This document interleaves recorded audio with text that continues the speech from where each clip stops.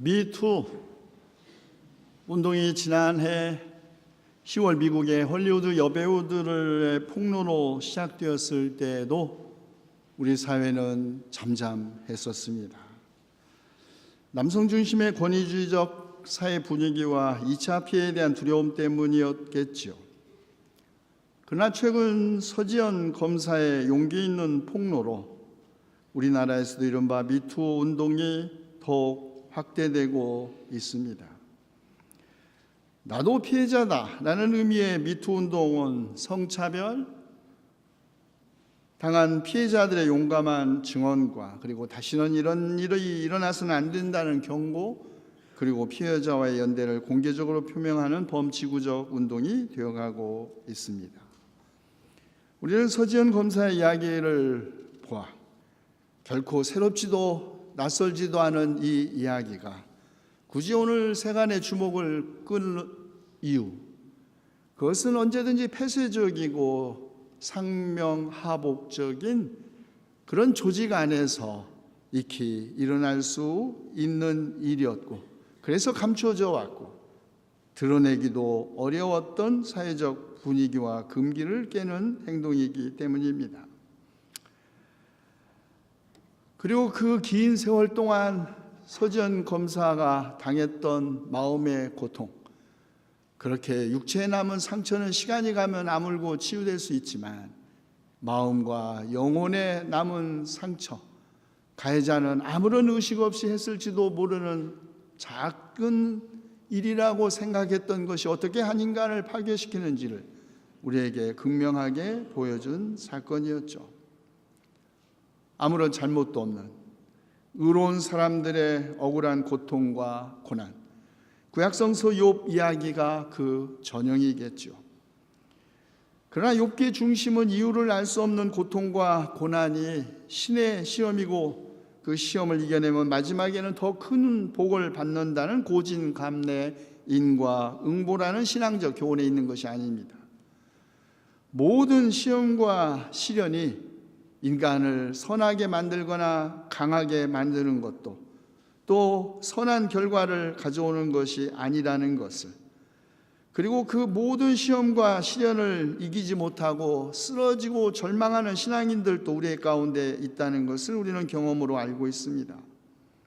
욥기의 첫 부분과 그의 마지막 부분을 제외한 모든 내용은 오히려 삶의 의미에 대한 절실한 질문, 신의 정의, 좌절과 절망, 퉁명스러운 질문, 욥의 극렬한 항의로 가득 차 있습니다.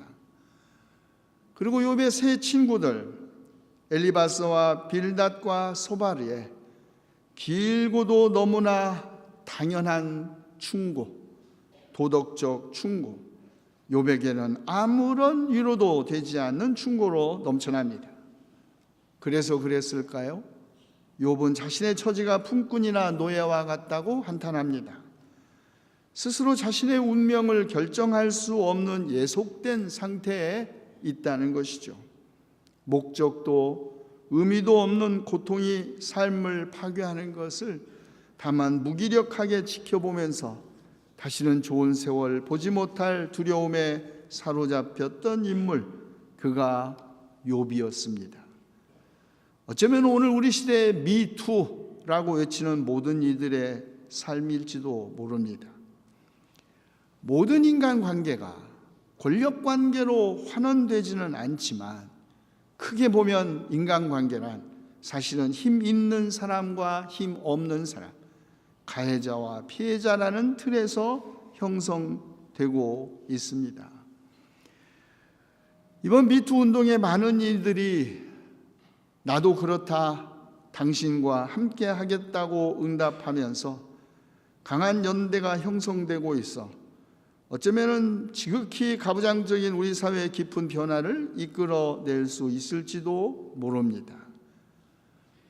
당할 수 있는 더 큰 피해를 감수한 용감한 증언, 그리고 피해자들과의 연대는 성차별 영역에서만이 아니라 어쩌면 우리들의 인간적 삶 전 영역에서 제기되는 과제가 아닐까요? 그런데 유감스럽게도, 아니 어쩌면 필연적일지도 모르게 모든 선택과 결단은 친구만 만드는 것이 아니라 적도 만듭니다. 그럼에도 불구하고 삶은 선택의 연속이고 그 선택이 나에게 적과 아군을 만드는 것도 피할 수 없는 현실입니다. 그런데 사도 바울이 고린도 교회에 보낸 편지에 따르면 사도 바울은 마치 처세의 달인처럼 보입니다. 그리고 우리도 그렇게 살라고 말하는 것 같습니다.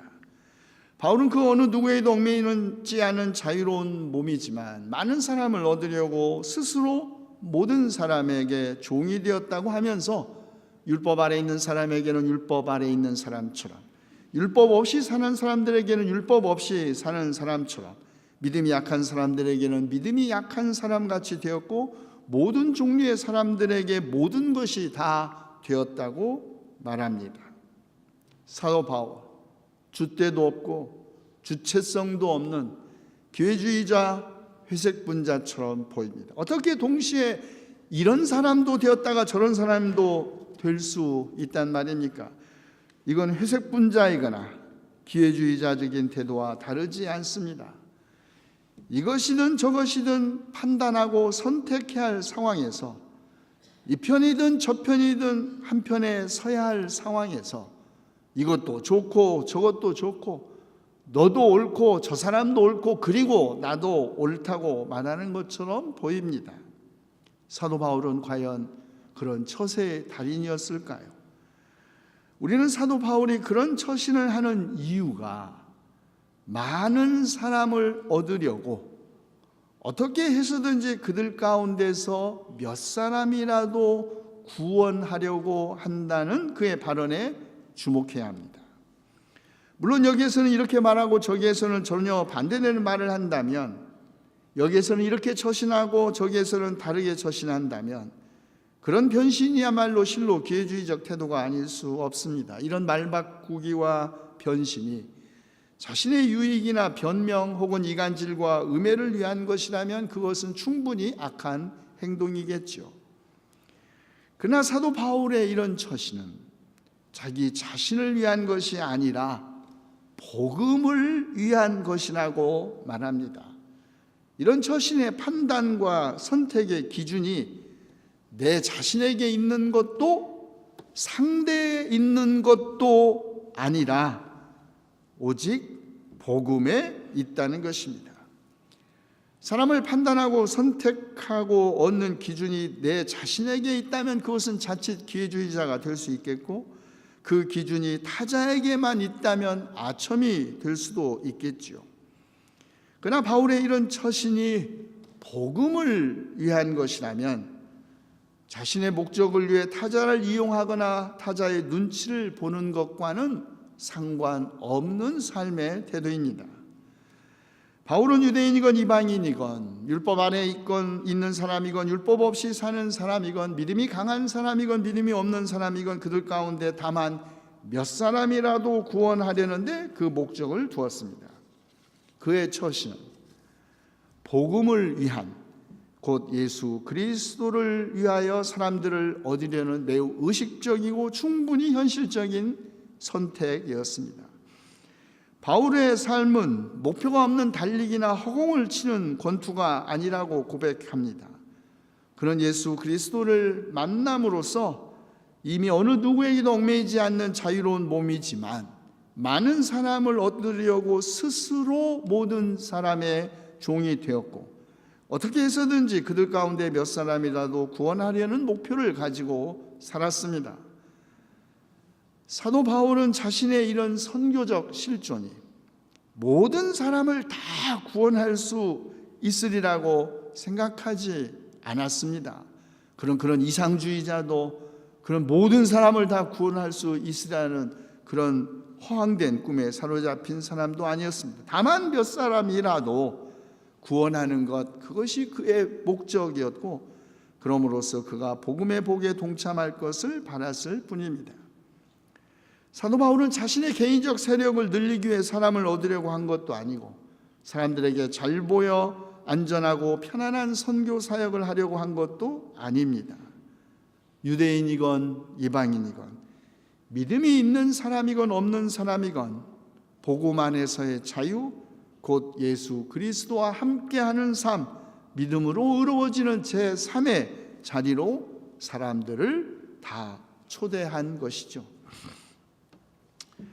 사람을 만나야 할 사람을 만나는 행복, 만나서는 안 되는 사람 만나는 불행을 피하는 길, 아마도 이것은 인류의 역사와 함께 모든 인간의 고민이었던가 봅니다.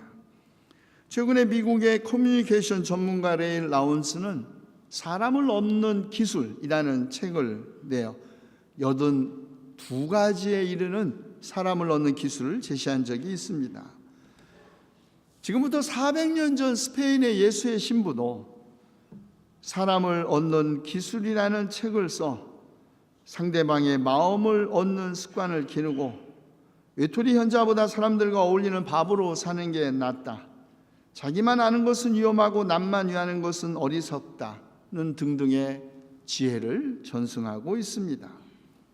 아니, 더 소급해 가면 2600년 전 편집된 것으로 추정되는 구약성서의 잠언도 우리가 피해야 할 사람, 만나야 할 사람에 대한 지혜로 가득 차 있습니다. 재물은 진노의 날에 쓸모가 없지만 의리는 죽을 사람도 건져낸다라든가, 마른 빵 한 조각을 먹으며 화목하게 지내는 것이 진수성찬 가득히 차린 집에서 다투며 사는 것보다 낫다는 말 등이 그것입니다. 어리석은 일을 하는 미련한 사람을 만나느니 차라리 새끼를 빼앗긴 암콤을 만나는 것이 훨씬 낫다. 무서운 말이죠. 그런데 또 이런 말도 있어요. 다투기를 좋아하는 여자와 넓은 집에서 함께 사는 것보다 차라리 다락한 구석에서 혼자 사는 것이 더 낫다. 바로 미투 이렇게 나와야 하는 거 아닙니까? 얼마나 성차별적입니까? 그런데 2800년 전, 600년 전에 가부장적 사회 언어가 반영된 것이겠죠. 이렇게 바꿔서도 해야겠죠. 다투기를 좋아하는 남자와 넓은 집에서 함께 사는 것보다 차라리 동굴 속에 가서 혼자 사는 게 낫겠다, 뭐 이렇게 바뀌어야 하겠죠. 어쨌든 사실 사람을 얻는다는 것은 인생의 가장 중요한 일입니다. 인생의 행복이 있다면 마땅히 만나야 할 사람 만나는 것이라면, 가장 불행한 일이야말로 만나지 않았으면 더 좋았을 사람 만나는 것 아니겠습니까? 그렇다면 사람을 얻는 그런 기술은 없어도 우리가 어떻게 해야 사람을 진실로 얻을 수 있는 최선의 길은 무엇일까? 사도 바울이 우리에게 가르치는 교훈, 사람을 얻는 진정한 길, 그것은 사람을 자기 목적의 수단으로 악용하거나 복종시키는 길도 아니고 무조건 아부함으로써 자신의 이익을 챙기는 길이 아니라 제3의 길, 곧 복음 안에서 만나는 길입니다. 사람을 복음 안에서 만난다는 것은 무엇을 뜻하는 것일까요?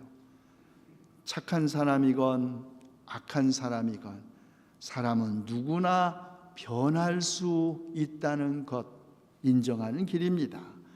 우리는 살아가면서 우리가 뜻하지 않게 혹은 의도적이든 의도하지 않았든 다른 사람에게 상처를 줄 수도 있는 약한 존재라는 것을 인정하는 길입니다. 복음 안에서 사람을 만난다는 것은 그럼에도 불구하고 하나님의 은혜 안에서 우리가 새로운 존재가 될 수 있다는 가능성에 열려 있다는 것을 인정하는 길입니다. 적이건 친구건 우리 죄를 용서하시기 위하여 십자가에 죽으시고 부활하신 예수 그리스도를 통하여 보고 예수 그리스도와 함께 만나고 예수 그리스도 안에서 사랑하는 것, 그것이 바울이 우리에게 가르쳐 주신 사람을 얻는 최선의 길입니다. 기도합시다. 우리는 주님의 은혜로 그 어느 누구에게도 얽매이지 않은 자유로운 몸이 되었지만 많은 사람을 얻기 위하여 모든 사람의 종이 되게 하시옵소서. 하나님께서는 교만한 자들을 물리치시고 겸손한 사람들에게 은혜를 주시고 자신을 낮추는 사람을 높여주신다고 하셨으니 말씀에 순종하여 겸손과 온유함으로 우리가 많은 사람을 주님께로 인도하게 하시옵소서. 우리 주 예수 그리스도의 이름으로 기도하옵나이다.